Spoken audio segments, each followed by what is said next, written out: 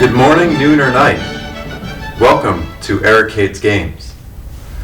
This is a talk show about games, the people who make them, the people who play them, and everything in between. Each week we pick a topic to discuss. There will be tangents, there will be disagreements, but most of all, there will be games. If you have an idea for an episode or have questions that you'd like answered by our esteemed gaming experts, send an email to @gmail.com. This week, we strolled through towns inhabited by evil residents surrounded by oddly quiet hills. My name is Eric, and I love the horror genre.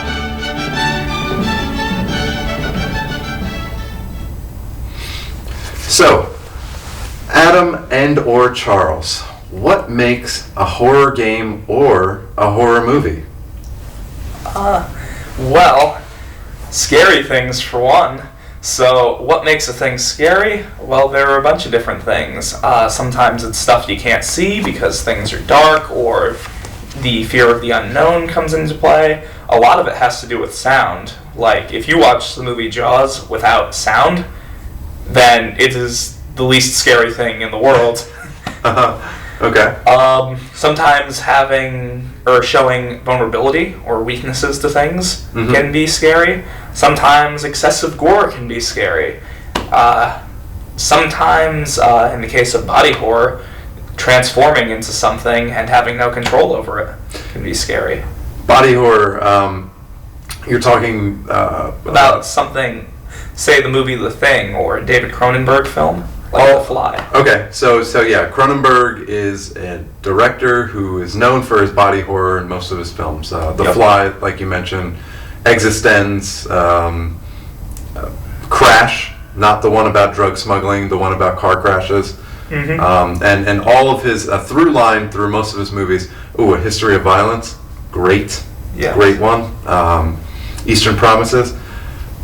This is now a talk show about David Cronenberg and his various horrific movies. Totally. So yeah, body horror, right? Like in Crash, there's a character that has a really large scar down her leg, and that gets really zoomed in on, and it's kind of gross. And it just basically, horror is things that make you feel like you want to crawl out of your skin, right? Things that either make you fear for your life or safety, right? So as you're watching it, as you're consuming this media, you feel that you may not make it to the end, right? So how does that translate to games then, Charles?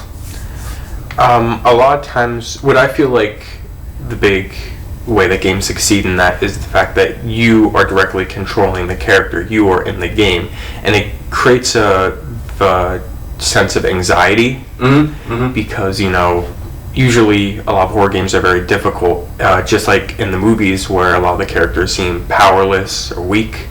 They purposely do that in a lot of horror games. And what are some ways to make the player or the player character weak in a game? The big ways is I use Resident Evil as an example. Sure. That game uses tank controls where basically they purposely make it harder for you to move around. Basically, the best way I could describe it is you move like a tank. Up on the control stick will always make you go forward, and then left or right will make you turn around. If you try to go backwards, your character is not going to flip around, they're just going to walk backwards. And fixed camera angle, so it's always hard to see, you can't really see what's around the corner. So if there's a zombie or a giant spider there, they do that on purpose. Another big thing is health. They'll make the character very weak and have very limited healing items. And that's pretty much the thing that they have in most horror games. I guess I'll go more into Resident Evil specific stuff later on. Sure, yeah, and then we'll also talk about sound design as well, and how that lends to creating horrific atmospheres. So yeah, a brief history of horror games in the genre.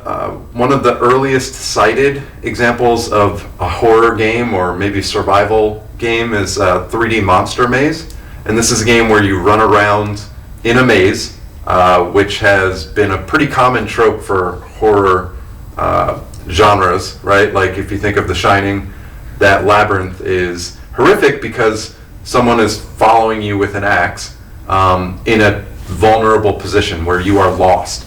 Okay, so getting lost in the woods is like getting lost in the maze, and mazes maybe are extra scary because they're designed by humans. So they're designed to keep people trapped. And I'm sure there are examples in like ancient mythology of the Minotaur's labyrinth being scary or things like that. But beyond 3D Monster Maze, there's kind of a dearth of examples of horror games that I can think of until Resident Evil comes out on PlayStation. And I know it's not the first, but we should talk a little bit about Resident Evil and then go into what's the difference between survival and action horror films. So Adam, you want to kick it off with some RE history? So Resident Evil came out way back on the original PlayStation, and it wasn't the first of its kind. That would be probably Alone in the Dark, which really sort of kicked Resident Evil into high gear. And then Resident Evil came out and did a lot more. It was one of the few games that basically stuck you in a place with just the goal of surviving. And something that always sticks out to me in memory is I remember reading like a magazine or something about it, and I always remember seeing the phrase, "You cannot beat this game without a strategy guide." Whoa. Which is completely false, but it is still interesting. So the difficulty for the game was up there, and that really lent itself to the horror atmosphere. Now, in terms of the actual atmosphere, it went for a very cheesy B-movie vibe, probably unintentionally. They had some people that could not deliver good lines at all, but that kind of added to the charm and the hokiness of it. Sure, yeah, and hokiness and B-movie stuff is, you see that in horror a lot. But I would say that at its time, because I remember Resident Evil coming out, just having voice lines at all was not common in games. So I think a lot of players were forgiving of the lines not really landing and being like, this character is talking and their lips are moving and they're animating, and so I don't know if people at the time of its release picked up on the hokiness. I think it was scary, and it's interesting that you brought up the selling point that they have, which is you can't beat this game without a strategy guide. So like there is no, it's just so hard that you're going to be scared of beating it, or scared that you can't even beat it. But I want to talk about what the difference between survival and action horror games is, because that's like a split in the horror genre that I'm interested in, because there are very few action horror games that I care to play. I think the two things are opposite, action and being scared. So I'd like to hear your takes on what's a survival horror game that an action horror game is not. I'll go into it. So I guess start off with an example. Going back to Resident Evil, when Resident Evil 4 came out, pretty much introduced a new type of survival horror, and that was, well, not survival horror, a new type of horror called action horror, where basically now you didn't have limited ammo, you didn't have small amounts of health. Now it was more of a focus on how many zombies can you kill. You know, just wiping all the enemies off the screen. And it the big complaints with modern action horror games, and many horror games are action horror games today, is that they aren't scary. And I'll defend Resident Evil 4, saying that's one of the few action horror games I feel like does a really good job of being very scary. But today they focus more on, it's just more, hey, this is another shooter game, but hey, there's zombies, there's creepy stuff. You'll get a few jump scares here and there, but for the most part, it's pretty different. Yeah, that's a pretty good example. Yeah. So as you mentioned, the scarcity isn't there in the action games. You're just running around, killing things. And so I'm trying to think of a survival horror movie, and I kind of thought of like Scream. Although when Scream came out, it was sort of a satire on horror movies. Yeah. But still, the people in that movie are like trying to survive, right? Versus like I think Night of the Living Dead is more action-y, where it's just killing a lot of things, super gory. I don't know how scary that movie was. I haven't seen it in a long time, but yeah. So just to make the difference, or make it more clear by using examples from other media. So let's do a run through some popular horror games, and you want to kick us off with the on the nose Alone in the Dark, Adam? So Alone in the Dark was one of the first real survival horror games. As I mentioned earlier, it's kind of the predecessor to Resident Evil. So a lot of the stuff Resident Evil did, Alone in the Dark did before then. And it's one of those series that didn't really stick around too long. They tried to keep it going, but there were a lot of failed attempts at sequels and such. Notably, the particularly horrible remake of, well, not remake, reboot of Alone in the Dark, and I want to say 2006. Okay. It's really, really bad. And as we mentioned, the Resident Evil games, the first 3 are more survival horror. 7 has, when Resident Evil 7 came out a couple years ago, it started to bring it back to its roots. Okay. And it seems like that's the direction the series is currently going in. Okay. Again. I think probably because there's a resurgence, meaning like sales, of pretty horrific games, survival horror games. I think Alien Isolation probably did well. And Outlast. I think Outlast did really well. I mean, it did well enough to get the developers a sequel, and they're really small when they made Outlast. So maybe Capcom and whoever else is working on Resident Evil saw that and was like, yeah, let's get back to scary stuff. There's definitely a rise, especially in the indie scene. Yeah, especially after Amnesia: The Dark Descent came out. Once that came out, a slew of first-person horror games where you couldn't use weapons or fight back started coming out, and that sort of became the trend. And then one of the first ones to really do it differently since then was Resident Evil 7. That was one of the few examples I can think of where they gave you a gun. And Alien Isolation as well. Alien Isolation is great. It is. Same with Resident Evil 7. Yeah. Would recommend. Of course, I'd say the 2 big ones in recent years in the indie scene was Five Nights at Freddy's. Should we explain that? You're in a pizza parlor at midnight, you're working, and you're trying to survive from these giant animatronics that come to life, and they've made a lot of them. Yeah, there are many Five Nights at Freddy's games. And I've played 0 of them, but many Let's Plays. But yeah, maybe I'll watch a Let's Play of someone else being scared at a mobile game. But we're going to take a break right now after that little bit of salt being poured on the Five Nights fans, and when we come back, we'll talk more about horror.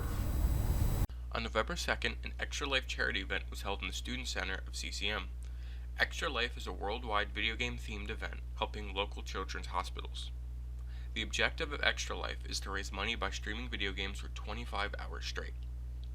At CCM, we held an event for students to come to the Davidson rooms and play a wide variety of video games, old and new. 2 different live streams were occurring at once for most of the time too. There were prizes and raffles for donating along with tournaments. Students battled it out in many fighting games like Super Smash Bros. Ultimate and Marvel vs. Capcom 2. Speedruns happened too, like Resident Evil, The Legend of Zelda: Ocarina of Time, and Dark Souls. We overall had many free play consoles where students and friends could experience new games or reminisce about old ones. While not necessary, it was encouraged to donate money to the Mountainside Outpatient Center to help heal kids. Overall, we raised over $2,200, almost 3 times what we made last year, with the event being a huge success. This hopefully won't be CCM's last Extra Life event. For now, let's go deeper and see what everyone was doing at Extra Life.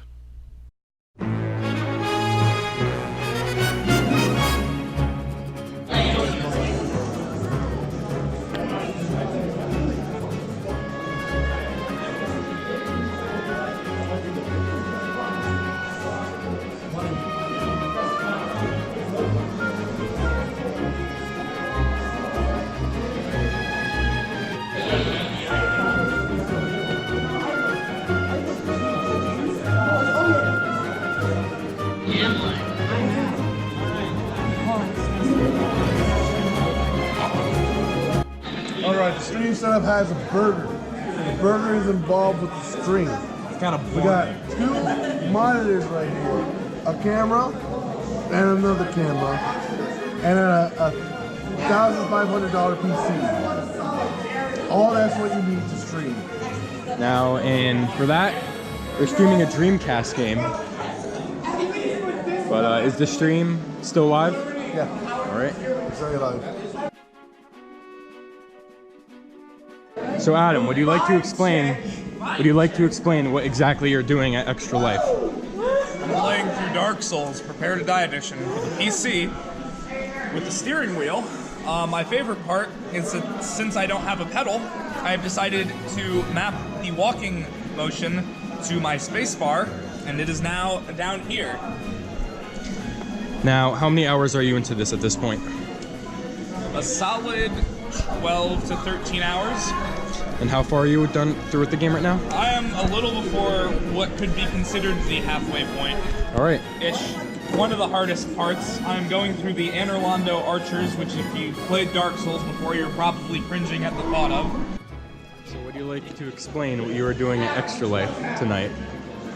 I wanted to just fun and play some video games. Would you like to explain what we're doing right now? Blackjack! No, I feel like I was playing video games for like the past how long have I been here? I'm tired. 3 hours ago? 4 hours ago, maybe? It's the triple winners. So it's going to be the 3 winners against each other, then the triple losers, then it's grand finals. If the winner loses, they do another match because he gets sent to lose. Oh, we're just going straight down? Yeah.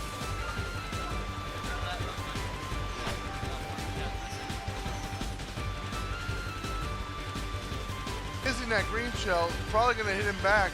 I knew it. Baby Rosa was the damn too naked. Can she do the shortcut? Oh, damn. Doesn't do the trick, doesn't get the boost. Go to cross. First place, Rosa. Sweet, sweet.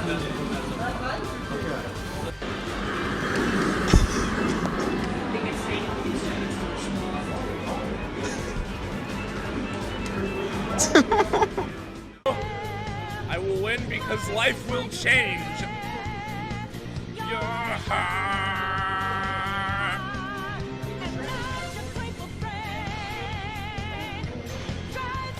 My name is Yoshikage. No! The camera. He jumped off. That's exactly. He jumped off.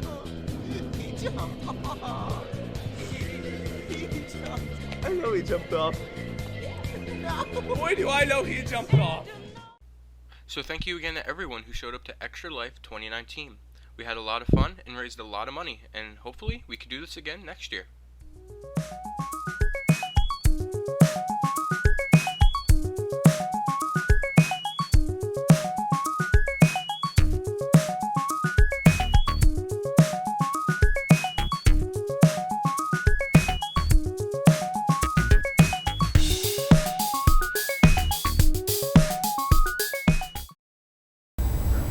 Welcome back. We are here to continue our discussion about the genre of games known as horror. And before we left, we mentioned a game that was wildly popular, and we should go back to it to dissect it just a little bit more instead of just casting it aside as a fluke. So Five Nights at Freddy's. Adam, tell us why or how this mobile game is in any way scary. So a lot of the things comes down to jump scares, and the thing is about Five Nights at Freddy's is that's what a lot of people write it off as, is jump scares, but I think there's a lot more to it than that. When I first played the game, what really stuck out to me was the sound design. You feel like you're alone in a building, and if you're playing it in the dark with headphones on, being unable to move in a place, only able to check cameras, manage power that's easy to run out, and shutting doors to make sure things don't get in, it's very easy to get lost in that. So then when you do slip up and something comes and runs straight at you and kills you and jump scares you, it's genuinely terrifying. Eventually you get sort of, not sick of them, but the jump scares sort of lose their effect, but the atmosphere is still there. So sound design as creating creaky and dripping noises and spookiness, and I like the idea of resource management being a horror mechanic. Yeah. So like you have to budget X amount of dollars for groceries this month, and when you run out of that, you don't eat. I mean, when you get down to it, that's kind of at the core of survival horror. Resident Evil is all about resource management. Of course, yeah, and the designers give you very little to work with. Exactly. And I also think there's some low-level scariness about robots. Oh yeah. That I think our civilization is starting to wake up to, but but we don't need to go into truckers losing their jobs and Andrew Yang and all that right now. We should, however, talk about Silent Hill because of the interesting technical things it does. So tell us about Silent Hill. So Silent Hill is probably one of my favorite franchises. That when I was little, I used to write it off and like Resident Evil, but when I came back when I was like maybe 14 and finally played Silent Hill, it blew me away. It focuses a bit more on the story, and while some of the dialogue is still a bit campy, it really goes the extra mile to making you feel creepy. And one of the cool things the game utilized was the technology. Since the original was on the original PlayStation, there wasn't that big of a draw distance. So one of the things they did was they decided to make the entire town of Silent Hill covered in fog to hide that. And the other benefit to that is that it was also used to hide different scares. So if something's hidden like far away, you won't see it. It's surrounded by fog. And then you sort of slowly see it materialize when you get close. It's pretty impressive. One of the other things that Silent Hill does amazingly that I just need to talk about is its use of camera work. Okay. So one of the things is when you're entering some creepy area in Silent Hill, it'll usually move the camera in really strange ways, and it's really hard to explain, but that in combination with the music and just everything else of the atmosphere makes it fantastic. And a really good example of this, if you don't want to play the game for whatever reason, the first Silent Hill movie, in like the first 5 or 10 minutes, basically recreated the first scene of the game really well. Oh, awesome. Yeah, camera work is one of the basic tools that you'll use as a movie director or as a game designer. And like you said, if you just have the camera crooked even on a shot, that tells the viewer something's off. Literally and metaphorically, something is off. And you see that with surveillance cameras and found footage movies where it's constantly jittering, and the camera never falls on the ground and is straight shot on. It always falls on the ground and is like looking up weirdly, and you're like, oh no, that's scary. It's not level, right? Like the ground hasn't been leveled here. But yeah, what's our next topic that we're talking about here?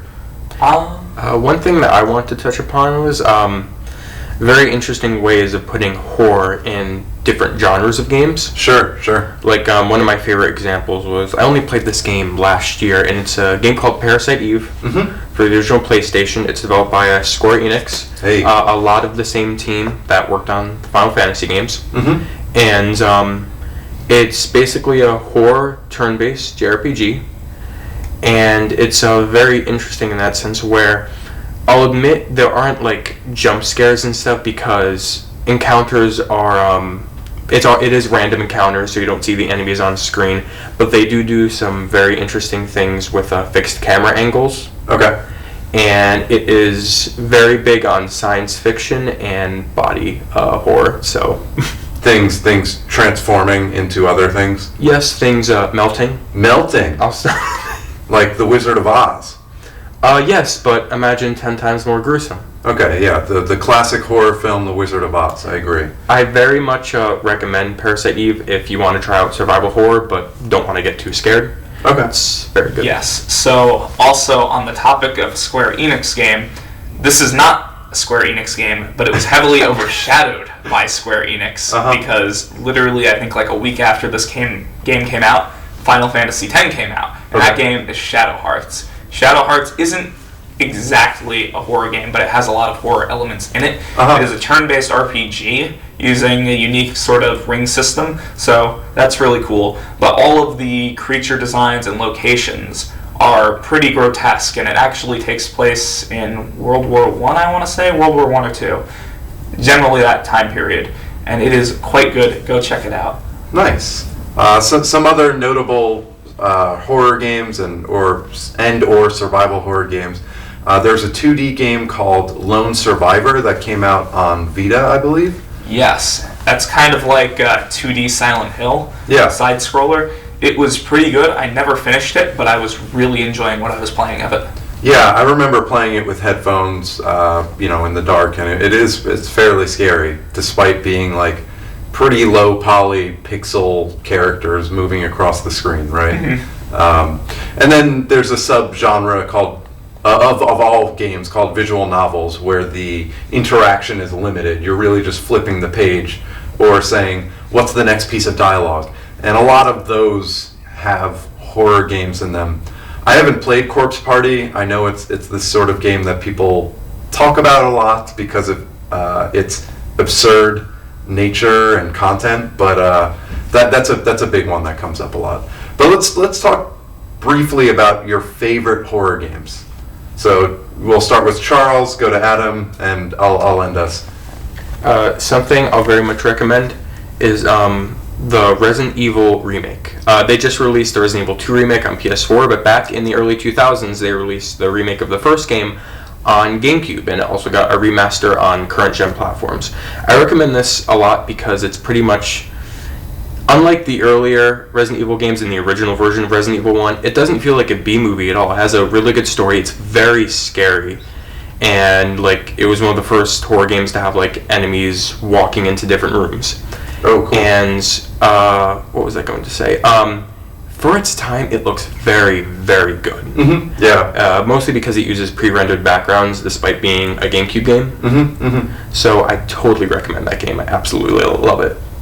So, I've talked about Silent Hill. I want to talk about Silent Hill again, because Silent Hill's really, really freaking good.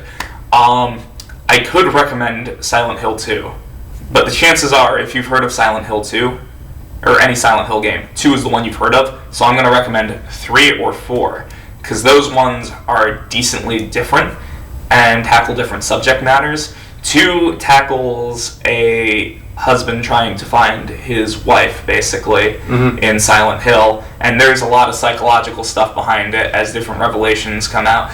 But 3 follows the daughter of the first game, Silent Hill 1, as she goes through a shopping mall, basically, and it deals with all sorts of complicated stuff that I don't want to touch about, but it is so good and very underrated and overshadowed by 2. And then 4 is overshadowed by the first 3 and is also really good. And basically you're trapped in an apartment the whole game, and there's a hole in your wall, and you sort of go through that to different areas of the game. There's a lot more to these games than I'm able to discuss in this short amount of time, but do check those out. They're really, really good. Also, don't play the HD collection of Silent Hill. Wow. Okay, great. I would say the last 2 games I can think of that made me genuinely scared while I was playing would be Alien Isolation. That's a game that uses a lot of the scary parts of Alien, like being in enclosed areas. You have to crawl through vents a lot, and the alien is always hunting you. And then PT. PT was very scary. Which is unfortunately impossible to play today. Yeah, unless you have a PlayStation 4 that has it downloaded like myself, and I'm sure that will die sometime soon. You can't get PT anymore. But PT was a game that was very psychologically affecting, I would say. It really put me off. But I'm going to have to say that that's going to be a wrap for this episode. And today's real life advice is, don't skip cardio.